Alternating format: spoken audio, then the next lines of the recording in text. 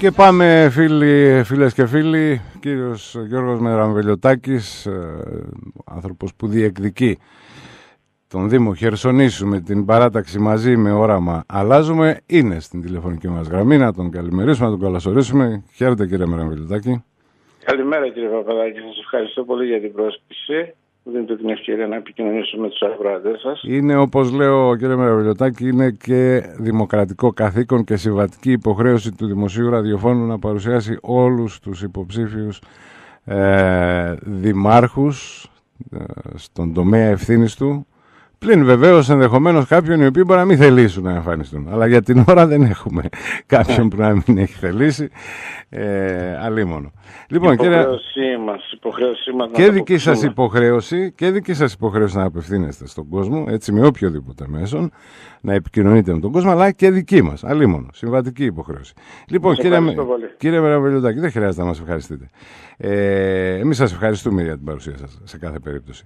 Λοιπόν, κύριε Μεραμβελιωτάκη, από πού ορμόμενος πήρα την απόφαση? Είναι κλασική ερώτηση, τυπική, αλλά στην πράξη βγάζει και κάποιες ειδήσεις πάντα. Από πού ορμόμενος λοιπόν πήρα την απόφαση να διεκδικήσει το Δήμο?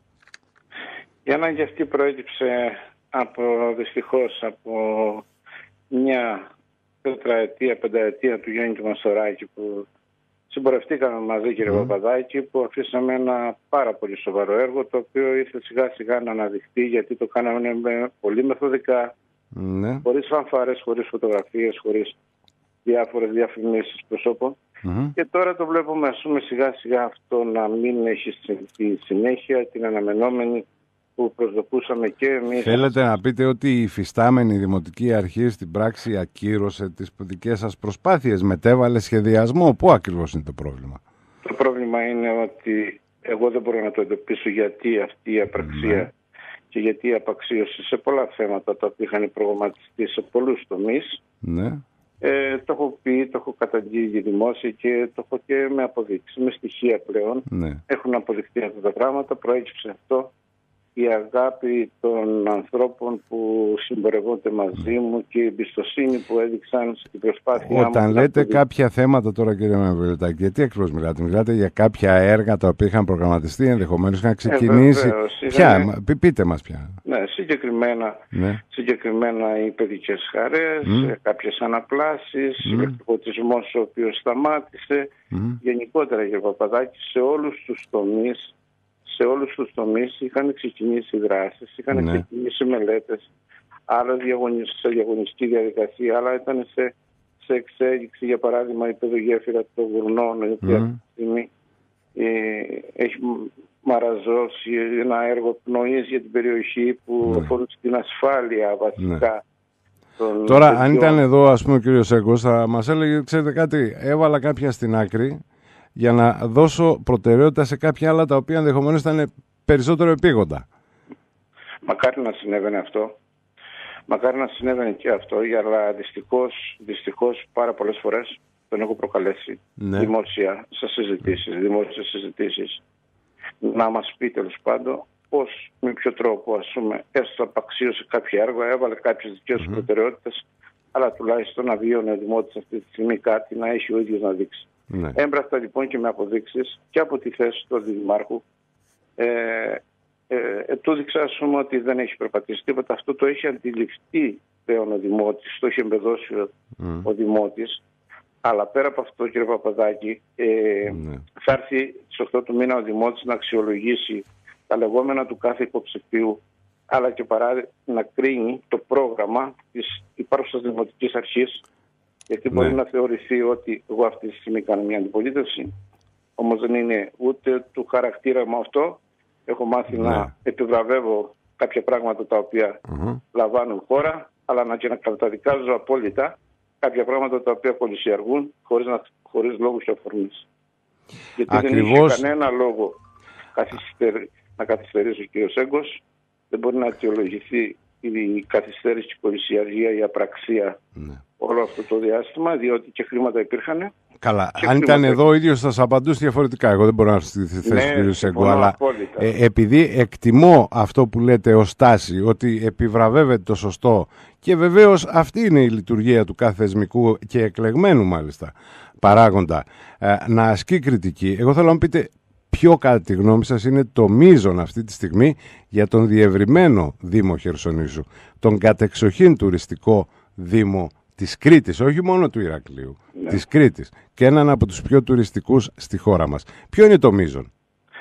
Θα σταματήσω στο τελευταίο και δεν ξέρω πόσο εσείς σαν δημοσιογράφος αλλά και ακροατές προφανώς μας ακούνε τώρα όσον αφορά τον τουριστικό.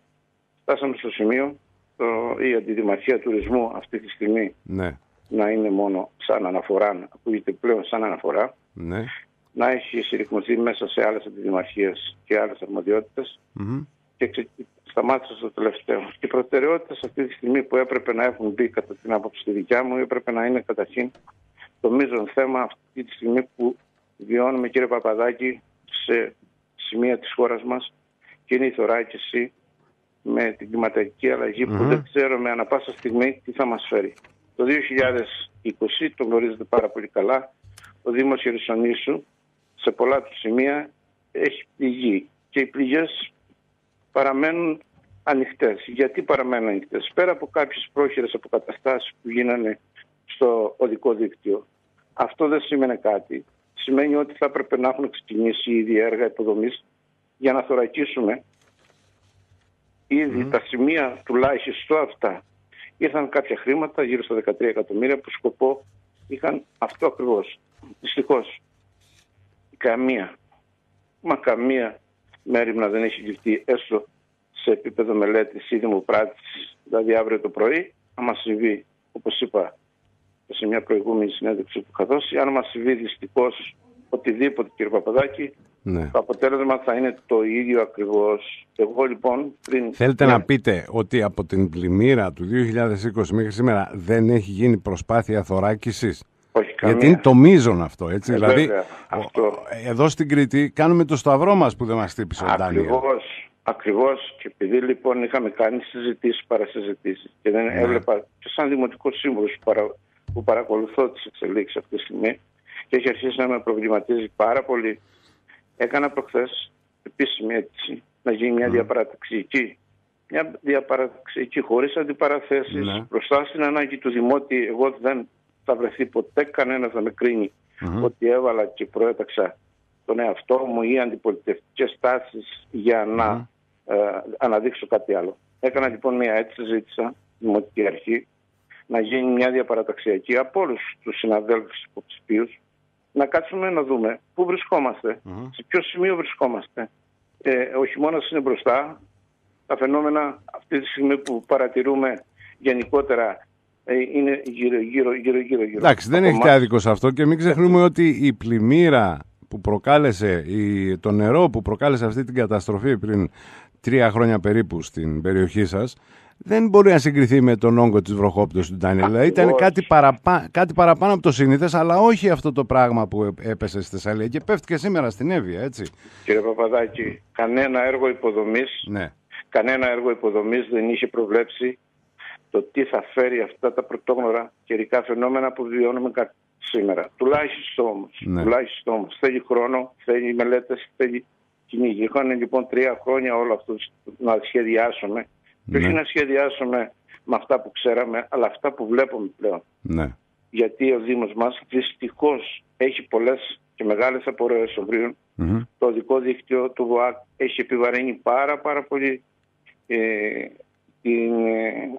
τη μάζεψη νερών και δυστυχώς τα έχει επηρεάσει την ροή του νερού προς τη θάλασσα. Αυτό είναι δεδομένο και από εκεί νομίζω το ομολογούν όλοι, ότι τα έργα στο ΒΟΑΚ προκάλεσαν τη ζημιά. Είναι το πρώτο μείζον θέμα που θα πρέπει η επόμενη Δημοτική Αρχή να το δει πάρα πολύ σοβαρά πριν χάσουμε δημότες μας, πριν χαθούν περιουσίες των δημοτών. Εδώ όμως τώρα μπαίνει ένα άλλο ζήτημα. Η διαχείριση έργων οδοποιίας και ειδικά στα εθνικά δίκτυα, έτσι, δεν είναι στα χέρια του Δήμου. Εσείς τι παρέμβαση θα μπορέσετε να κάνετε?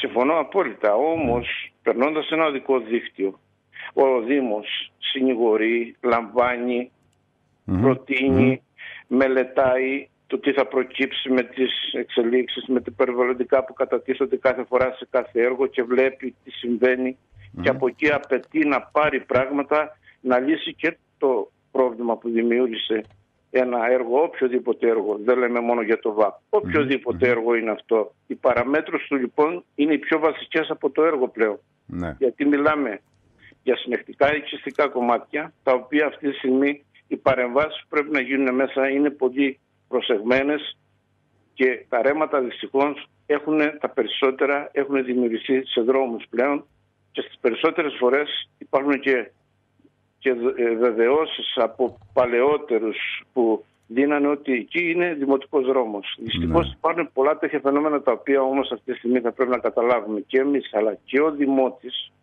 ότι θα πρέπει να υπάρχει μια τολμηρή απόφαση να κλείσει οριστικά το θέμα της προστασίας τους. Έτσι. Και δεν μιλάω μόνο βέβαια πολιτική προστασία. Εδώ τώρα μιλάτε, καλά κάνετε και το λέτε, αλλά είναι μια παρέμβαση, μια πραγματικά παρέμβαση τομή, η οποία τη θεωρώ, επιτρέψτε μου, από την εμπειρία που έχω κι εγώ, από το πώς λειτουργεί η ελληνική κοινωνία συνολικά και όχι μόνο στο πολιτικό κομμάτι, είναι πολύ δύσκολη να συμβεί. Κοιτάξτε, ήδη τώρα συμφωνώ, σαν ιδιοτροπία υπήρχε αυτό. Ναι. Σαν ιδιοτροπία υπήρχε αυτό. Θεωρώ όμως ότι σήμερα, ειδικά στα σημεία που προέχει το θέμα, οι άνθρωποι αυτοί κάποια στιγμή και βλέποντας και το τι έχει αλλάξει με την κλιματική αλλαγή, οι πρώτοι άνθρωποι που θα σκεφτούν θα είναι οι ζωές τους και οι ζωές των παιδιών τους. Με τον τρόπο λοιπόν αυτό θα συνηγορήσουν και οι Παπαδάκοι, θα βοηθήσουν στην κατεύθυνση. Τα έργα να είναι σε τέτοια κατεύθυνση. Ναι, να είναι στη σωστή ροή και στη σωστή κατεύθυνση, αλλά και στην προστασία την ίδια της περιουσίας τους, των παιδιών τους. Βλέπουμε ότι αυτή τη στιγμή που θα φανταζόταν κάποιοι ότι θα πληγόταν μέσα στον κάμπο, ας πούμε, της Θεσσαλίας. Έτσι. Ναι. Το θέμα είναι ότι αυτό πρέπει όντως να το συνειδητοποιήσει ο κόσμος, γιατί μένοντας μακριά από τέτοια ευτυχώς φαινόμενα, ευτυχώς για εμάς τους κριτικούς λέω, το θεωρούμε ότι είναι κάτι που αφορά τρίτους και δεν συνειδητοποιούμε ότι αφορά όλους μας. Και ότι αποτύχει η κακοκαιρία, έφυγε και πήγε στη Λιβύη που είδαμε τι έγινε. Ακριβώς. Έτσι. Και δεν χτύπησε την Κρήτη ή την Πελοπόννησο, ας πούμε.